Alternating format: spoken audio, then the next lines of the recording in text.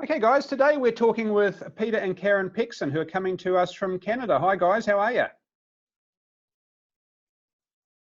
We're doing awesome, thanks. How are you? Not too bad, not too bad Ben, at all. Now, just to give you the background, we met you guys actually in Singapore. We were there house sitting and you were at the same time. And I think if I remember rightly, Leanne's an avid Facebook fan that we connected through a Facebook group there for house sitters and finished up having a very lovely evening out with a meal, didn't we? It was good. Yes, it was fantastic. great. Excellent. Now, guys, just give us a bit of your background. You're from the Calgary region originally, and you've been traveling now for what, the better part of 5 years, is it? Or maybe a bit longer? Just over six, actually. Okay, so very much long-term travelers, and you have a lot of experience, obviously, in the process of doing it and know a lot about it. But just give us your background. Like, what were you guys doing previously? And I guess from that point of view of your lives, because you were living pretty normal lives in Calgary, what made you suddenly get to that point of thinking we need to go on the road, we need to change our lives somehow?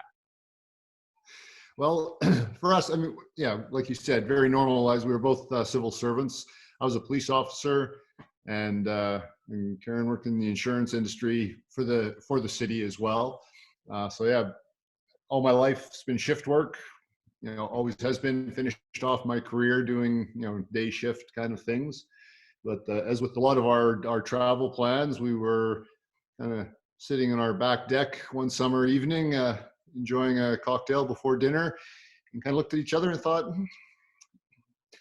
so we can retire soon, because our pension plans are, the police pension plan is, it's nice that you don't have to work forever. So we kind of looked at each other and said, what do we want to do? And We've always loved traveling. We always traveled, like, just as soon as we got married. When we had kids, we always traveled with them, and we just went, you know what? This world it's getting a lot easier to travel now. The world is getting smaller with electronics and internet and stuff like that. And let's just go and see what we can see, see it while we can. Because we know too many people that worked until they're 65, and 6 months later they drop dead, and they're it's the I wish I would have. And we said, you know what, we have our health, we can afford it. Let's do it while we can. Yeah, I volunteered as a we lived in a small town just outside of Calgary, and I volunteered on the fire department there for about 23 years and did the police service. Between those two occupations, you see how important and how valuable life is, and how plans can change without anybody thinking they're going to. And it really gave us an appreciation to seize the moment, or seize the day, I guess. And once I was eligible to retire with an unreduced pension when I was 49 years old, which, I mean, I could have worked a little bit longer, but just the satisfaction of bugging my friends a bit and saying, oh yeah, I retired when I was 49. That was just too much to pass up. So yeah, we both chose to retire at the same time, and we sold our house, we sold all of our possessions, we gifted our cars to our children because it was coming up to their birthday, so they each got a used car, but reliable for them. Okay. And got rid of everything that we could and saved some things. And we have a bin or two at our mother's place with photo albums and mementos and stuff, but other than that, we have nothing. Yeah, just our suitcases. So Peter, your work environment was obviously probably a fairly stressful sort of one. I could imagine that would grind you down after a while. Yeah, that police work is not known for its easygoing, relaxed work environment. I mean, I love my job. It was fantastic. I found it very, the lines of work I did within policing were very, very satisfying. Worked with a fantastic group of people. Very fortunate that in Calgary, really good progressive police department. But when it's time to go, and if you have the opportunity, people hang on to things, we think, for questionable reasons. And we love traveling. We thought, how cool would it be if we kind of investigated how we could go about living and traveling full time? Like we had no intent of trying to earn a living when we're on the road. That was not our goal. We strictly wanted to see the world and and see it at a slow pace, and see if there's someplace out there yes. with a little better climate to grow old in. That, minus 37 in winters is not good for the bones. And I prefer warm weather. And if I can find a little slice of heaven somewhere with palm trees and coconuts, and that's going to be good. So we're still looking. We haven't found it yet, but it's a slow process. And the comment about the weather is, like, I've always been a fairly fit person. I've always enjoyed running, like exercising. But as you get older, cold, dry climates, they're just hard on your body.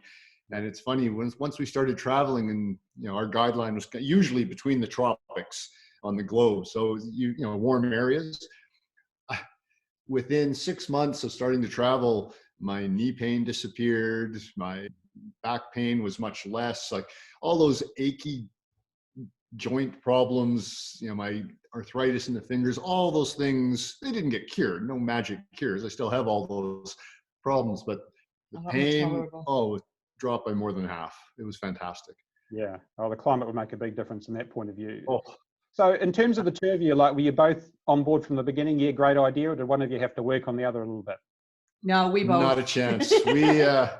We specialize in impulsive decisions, I have to say. I mean, I know some people are like, no, Karen is the most phenomenal planner, and our lives are really quite organized. But when we decide to do something, we're very fortunate that way. We're wired very similarly. It was, we should try this. Oh, well, we probably can't afford to maintain a house and travel full time.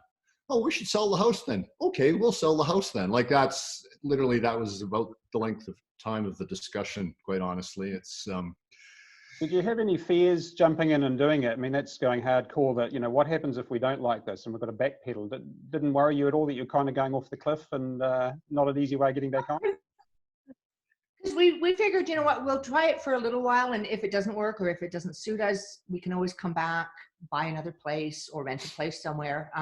It was never a thought of, oh my God, we're doing this and we're going to have to do it for the rest of our lives. It's like we said at the beginning, we'll do it for 3 to 5 years or 5 to 7 years.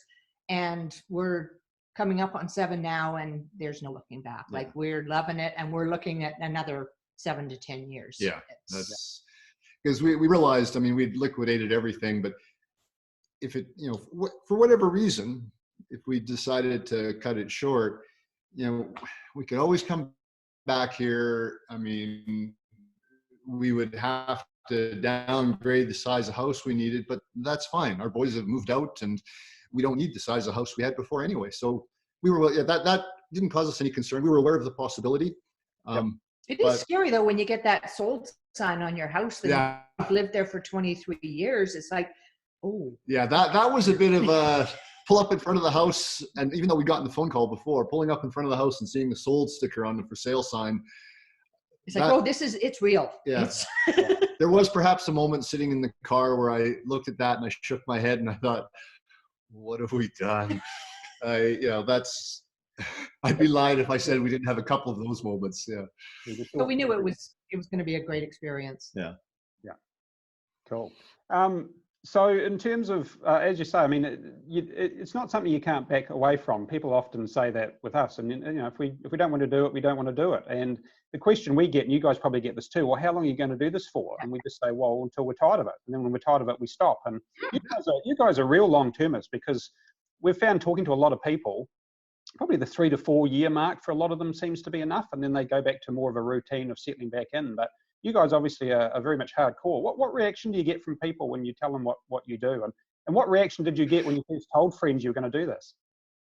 They thought we were crazy. Yeah, disbelief, shaking. I mean, we're lucky. We have really good friends and very supportive friends, but also very honest friends. And I won't use all the explicatives that may have come out, but it was along the lines of, "Are you crazy? What? Seriously? Like, why would you want to do that?" So many of them are like, "I could never do that." Yeah, and it's like, good, because this isn't for everybody. This is a very nomadic lifestyle. Like, yes, we miss out on a lot of things. Like, we just had our first Christmas in 7 years with our boys. They were 20 and 22 when we left. Yep. we hadn't seen them in 4 years. Yeah. So, you know, and family birthdays and weddings and stuff like that. Yeah, we've missed that. But the memories that we've made have been phenomenal. We've met some fabulous friends around the world. You know, we've made lots of friends with homeowners, other house sitters. It's great. It's a fabulous lifestyle. And I think it also can't be, I mean, yes, you do miss out on things when you travel full-time, long-term. I mean, there's no, you know, those that are normal perceptions of what is acceptable.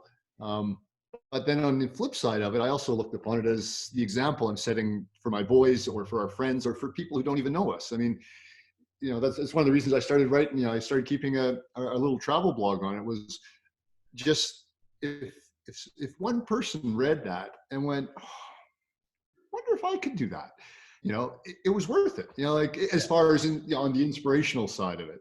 Yep. It was worth it because we love the lifestyle, but it's nice to kind of set a bit of a positive example that, you know, this lifestyle it's doable. I mean, it's not always easy, but it's neither is being at home and, you know, having a house and, you know, a normal lifestyle is not always easy either. So yeah.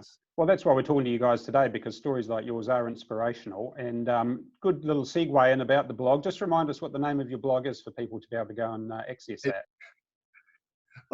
Nothing super imaginative. It's just our last name. So it's pecksen.com, pecksen.com. That's easy. That's it. And Good. Well, let's talk a bit about where you have been, because obviously in the last few years you've got around a lot of the globe, although I know there's big parts you haven't covered, but just give us a quick run through of where you've been and some of the experiences you've had. Well, when we first left, we went to Belize for 4.5 months because while we were both working, we went to Belize first for our 20th wedding anniversary and loved it. And so every year for the next 8 years, we went back to Belize. And so we kind of thought that was a good stepping stone. We're familiar with it. We have friends down there, so we could just go and we could relax and then get our life sorted out and see exactly where we were going to go and what we were going to do. So we did 4.5 months in Belize, and then we went to Costa Rica, we went to Panama, we went to Nicaragua, we went to Honduras. So it was basically 21 months from our departure that we spent in Costa Rica. Peter's mom was going to be turning 80, so we decided to go home for a short trip for 6 weeks. And just visit people, friends, families. We did a cruise from Vancouver to Hawaii with Peter's mom and his sister for her birthday. And then we went to Australia from there, and we had a 1-year visa, and we house sat basically full time for that full entire year in Australia. They love to holiday, and it works out perfect for us. We would go from house sit to house sit. Like we had maybe 2 or 3 days off in the year that weren't scheduled. We actually scheduled a week off. Well, 2 weeks. Two separate weeks. Yeah, a week off so we could go and dive the Great Barrier Reef, and then a week off so we could do the Great Ocean Road. Like we had to schedule time to play tourist. Yep. So we did that for a year. Then we went to Southeast Asia for a year. We got a house sit in Siem Reap, Cambodia. So we were allowed a 30-day visa. So we did the 2-week house sit. Then we toured around Cambodia for another 2 weeks. From there, we went to Thailand. So we did basically a year in Southeast Asia between house sitting and touring around. While we were in Southeast Asia, some people that we house sat for in Australia asked if we wanted to come back. They had an elderly dog, and we said yes. We weren't planning on going back that soon, but we did know we wanted to go back because we hadn't seen all of it. We'd only seen basically the East Coast. Mm-hmm. So from Southeast Asia, we went to Fiji for 4 months, doing a house sit. We went to New Zealand. We had 6 house sits in New Zealand in 3 months. We were fortunate enough. Peter's cousin gave us their car and all their camping equipment. So we did both islands. We toured it from top to bottom, both islands, between house sitting, traveling around. Then we went back to Australia for another year, booked solid again. Yeah. And then we went to China. We did a month in China. We did a 2-week house sit and a 2-week tour. That was a bucket list item there. Yeah, we had to do China, and thank God we did it when we did. And then quick trip back to Canada and down to Panama for 4.5 months. Then we had a It was my birthday. And then we had a birthday month for Peter. A whole month. We got to sit in Colombia, so we did that, and then we had a few days touring around Colombia, and then we did Aruba, Bonaire, and Curacao as a diving holiday for 3 weeks before we got back up to Canada for the winter for a 5-month house sit. Cool. Well, let's talk a little bit about budget, because I think there's a couple of little clues in there in terms of the cost of what it is of what you do. Obviously, house sitting is a big part of it, and that keeps your costs down. But the other thing I think is interesting is you're slow travelers. You don't just jump in and out of countries flat out. Expensive way to do it. You go somewhere and you spend a considerable period of time there, which I think helps with affordability. But just to give our listeners or viewers a bit of an idea, what's your typical monthly budget? What does it cost you, on average across the time? We run on a budget. It works out to $125 Canadian, which is pretty well the same as Australian, New Zealand dollars per day. We live off my pension, and that's it. Like, we don't touch anything else, like from the sale of our house and all that money we don't access. We just live off my pension, and that with house sitting, that allows us to be able to travel the world. Like Karen kind of mentioned it when she talked about Cambodia. When it comes to regions, we'll go to a region usually because there's a house sitting opportunity, or we're interested in it. Mm-hmm. But like the reason we went to Cambodia first was we got a house sit there first. Yep. And it becomes a matter of, well, how long of a visa are we allowed in that country? And that's how the planning goes. So we can be there for 30 days with a 30-day visa on arrival, do the house sit, or however that appears, and we travel. We'll play tourist for a bit. A good example there, we went to Thailand, but then we had a house sits in Thailand, and then we had a house sit in Hong Kong, but we had a couple weeks off in between. So it was a matter of, well, can we get the house sit in Thailand, house sit in Hong Kong? Let's look at a map.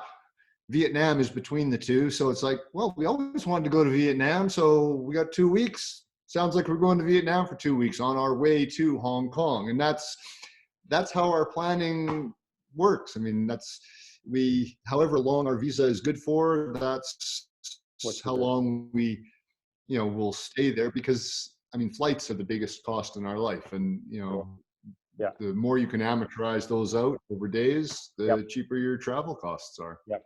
That's what we've noticed as well. A lot. Sorry? That's what we've noticed as well. If you do jump around, flights are a big cost. And if you're going to only spend a month somewhere before you fly out again, then as you say, you're writing that cost off over a month. If you spend 3 months in a country, suddenly the daily cost of that flight drops, and it makes a big difference, doesn't it?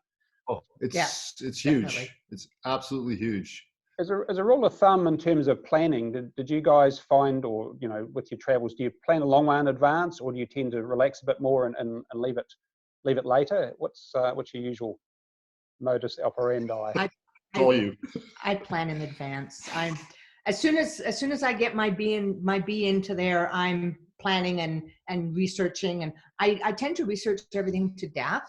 It drives him crazy because it's like, I'll look for a flight, and if I can find it cheaper going a different route, then I'll look at an even different route and see. And it drives him crazy, but probably saves us $4 or $5 grand a year, though, realistically. Yeah. But I love doing it. I just sit on my iPad and I research. So you're the one who does the hard work. Peter just turns up at the allotted venue. I lift heavy things. I carry the bags, and that's my job. You get the bottles ready for the dive tanks. Yeah, good man. Yeah, that's exactly it. That's she does the planning, and I carry the bags and lift the tanks into the water, and it's a good partnership. Good man. Yeah. So obviously you guys have been traveling for a while. What changes have you noticed with planning your travel? I mean, obviously, Karen, you do a lot of the planning. I'm assuming you're using a lot of online resources for that. Have you noticed a change in terms of affordability and resources available for planning your trips? There's a lot more apps, that you can check things out with. I use Skyscanner a lot for flights, because it seems to have a lot of regional flights, whereas like Expedia and Travelocity, they deal with the big guys. They don't have all the little the little tiny airlines and stuff like that. So I always check with them because you can usually also get a good price, and they'll lead you to the site that has the best price on that. So that's always a good one for me. There's so much out there. It's just a matter of finding which ones you like. Like Rome to Rio is also a good one for planning if you've got to get from one place to another. It's like how do you do that? Is it best to fly, drive, rent a bus, whatever. So that's a good one for that. And like when we were in Southeast Asia, we did a lot of train travel. So the Man in Seat 61, like that was a godsend. And it's a great read too. Yeah. Like as far as, night trains and stuff in Thailand, and, knowing exactly where I have to go to get the tickets and how you get them. And because, you're ordering a ticket online from some place that you have no idea where it is. And you're directed to exactly the door that you need to go into to pick up your tickets and when to pick them up. And it's amazing. Because Southeast Asia can be a little intimidating. Like there's no two ways about it. If you don't speak the language there, and you can't read the signs. You can't read the signs.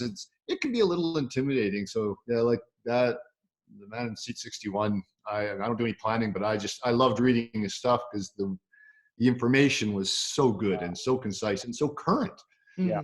Yeah, he's very much a train fanatic, that guy. I'm sure he's an English guy. I think he does a lot. Yeah, I think he is, yeah. Wonderful. It's a wonderful resource for train travel. Yeah. Very accurate, very up to date. Huge amount of work he puts into it as a resource. Yes. So in terms of places you've been that you've enjoyed, what's been your favorite destinations, do you think? Well, we really like Central America. It's the climate is good. The language is we're getting better at our Spanish. We're certainly not, conversational yet, but we can, if people dumb it down for us and talk slow enough, we can get it. So we really like that. We really like Southeast Asia, but the heat and the humidity killed me. I'm from a dry, arid climate. I can't do humidity. And when you're looking after dogs in Thailand and you have to take them for a walk before 6 a.m, because otherwise it's too hot. Yep. It's hard. We did like it. Like personally, I would go back to Vietnam like that. I wouldn't live there full time, but up to a year, I could go and rent an apartment there and live there and love it for an extended period. I liked everything about the country. But yeah, as far as favorite, I don't think we have a favorite Central American country. I think it's more just the region. The region. I mean, there's even though the countries aren't that big, there's little parts of each of them that we kind of we really love. And like Ambergris Caye in Belize, we go back there anytime. We love it. And parts of Panama and Costa Rica. And we just can't wait to get to Europe. Yes. Well, that's the amazing thing with you guys too. I mean, your travel's been so slow, really, that in 6 years you still haven't touched Europe, and I think that's on your plans in the next. Yeah. I haven't touched Europe or Africa. Yeah. We've done Europe a few times beforehand. Like we love Spain and Italy and Portugal and France, and so we are looking forward to spending a long time there. And game on in 2021. Yeah. Game on. And of course, you absolutely loved New Zealand, didn't you? Yes, it was lovely. We did actually. If it wasn't so expensive, I would move to New Zealand. Yes, that's honestly, it would be. It was beautiful. We loved it. It would be it would probably be one of our top choices. But it's just the cost of living is a bit higher than we're. Like we loved Australia as well, but we did like New Zealand. Good answer. Don't tell our friends in Australia that. Like we do love Australia, but like that. No one's going to see this video. Don't worry. In Australia, amazing. Oh, good. Favorite travel tip? Have you got something that would be probably a best piece of advice to give people, or maybe an app that you really like to use, or anything that you want to share? I don't really have any. For me, I don't use. I mean, she uses all the travel apps and that. I mean, if anybody out there who likes photography, Lightroom, it's the best way to organize your photos because I'm the photo guy. But tips, enjoy the journey like that. Yeah. that's enjoy the journey. Whether it's waiting on the side of the road for a bus in some hill in Costa Rica, or stuck in a crowded platform in Bangkok, sit back and look around. Don't stop looking at your watch or your phone, and look around and take in the world that's yeah, there. take in the people around you, take in the trees or the army ants marching down the side of the road. Like look at the little details. Yep. Let's enjoy the journey. That for me, that's been fantastic. It's been good mentally, it's been good physically. It's just been a wonderful attitude to enjoy the journey. That's my thing. That's Yep. over Yeah, I don't know if I have a favorite app. Like I just kind of depends. it depends on what I'm looking up, and like I said, Skyscanner and Monterey. We use this is horrible because I never even use them for looking up recommendations in areas. Oh, TripAdvisor. TripAdvisor we use a lot. Yes. That's I mean that's a good, and well, Karen does most, but we contribute to that a lot too, because it's one of those things. It's GIGO, right? Garbage in, garbage out. So Yes. we use it a lot. We like to put in good reviews, like quality, not always good, but quality reviews, because sometimes you just don't know where you're going and you need some good online information, and they're pretty good. I mean, you have to read it a lot to kind of filter out the good from the bad reviews, the quality from less quality reviews. But we use that quite a bit. I use TripAdvisor a lot. Yeah. Well, it's people like you that make the difference, because you do have a lot of experience. So what you say does carry a lot of weight. And it's a very good point you make about, it doesn't matter where you are, savor it, because things don't always go to plan when you travel. And it's very easy to get frustrated, especially if you're in, countries such as Asia or Central America, where their attitude's a little bit, shall we say, more laid back about how quickly things get done. But that's part of the journey, isn't it? You've got to learn to enjoy that. And I remember we were doing a border crossing from, I think it was Costa Rica into Nicaragua, was it, when the rain came down? Remember that pouring rain? No, that was Cambodia into Thailand. Oh, okay. So you get mixed up. Anyway, we had to get out of the bus. It happens. You get out of the bus and you had to wheel your suit. Oh, that's right. Yeah, because you had to wheel the suitcases or carry your bags, backpacks, whatever, about 100 meters kind of through the checkpoint, and the rain started and it was hammering down. And there was a lot of people at the border crossing. And like you said, there's one poor guy, he's going through the checking the stuff, and he's trying to hide under a piece of metal, and the water's hammering down. And that's when you have to kind of just stop and go, I'll end up somewhere tonight. Yeah. And you look around and just watch. And it's wonderful to watch how the locals deal with these things, because they just trudge through. They just trudge through there. Some of them that don't need to be anywhere, they just find a corner and they just hunker down and wait. And the guys that have to go somewhere, it's just water. Your skin will shed it. Karen's always telling me, so you're gonna bring an umbrella, you're gonna bring a rain jacket. I'm like, it's just water. Like, it'll run off. And that's in watching. Usually it's watching a lot of the local people. Their attitude it's wonderful. And it puts things in perspective, doesn't it? Coming from, I guess, it does. It's wonderful. It's been great for my overall mental health, just watching people who know how to prioritize, or they just prioritize things differently than what I'm used to. And I've fully embraced that. Well, you're probably leading into my last question now, really, which, and hopefully both of you can answer this individually, but how has travel changed you as a person? It's made us appreciate people more. You see people out there in the world that they have nothing, and by our standards. Like, they have a little house that's, it's a room. They cook outside. Some have electricity, some don't, but they are happy and they are willing to share, with you. Like we met a family in Cambodia that we used him as a tuk-tuk driver a few times. He invited us to his house for dinner one night. And we were blown away. Like, he introduced us to his wife and his 2 children. And we were just so humbled by what he's done. And they're happy because they have their family. and they don't need anything else or want anything else. And so long as they have a happy family and a healthy family, they're fine. They're good. And it's, North America and other areas, they take so much for granted, and it's just, they need to step back and look at the way other people live in this world that don't have everything according to us. Yeah, for me, it's been an incredible upswing in health. Like I'm not physically probably in as good a shape as I was when I was at work, because I used to work out, a lot. But health-wise, that's been one of the biggest changes is, getting 8 hours sleep minimum every night. Because when you go to, less developed nations, when it's dark, it's bedtime. Like, staying up till 11 o'clock at night is really kind of pointless. So yeah, getting 8 hours sleep every night, eating real fresh food. Yes.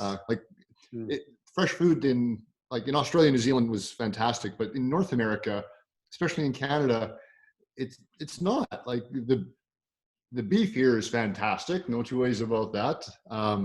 But fresh fruit and fresh veg, it's minus 20 outside. There's no fresh anything. Like, it came from Ecuador, Colombia, that's, so that I have noticed has been, that's something I've truly learned to appreciate.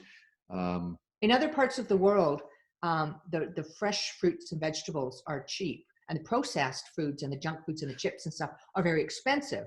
Yep. Here, it's the other way around. The junk food is really cheap and the fresh stuff is very expensive. So we've been eating very healthy for the last 6 years and very affordable. And then we come back here and you want to buy it. Like, I was in the store the other day, a grapefruit was $2.99 for one grapefruit. I could buy a bag of Doritos for $1.50. Like, it's like avocados. Millennials have smashed the price of avocados as well as smashing the avocados. They've got so expensive, and yet you can go on the roadside in some of these other countries for nothing. And pick them off a tree. Yeah. Well, they had avocados on sale at the grocery store yesterday, 2 days ago, for $1.99 on sale. Yeah. For one. Yeah. It's crazy.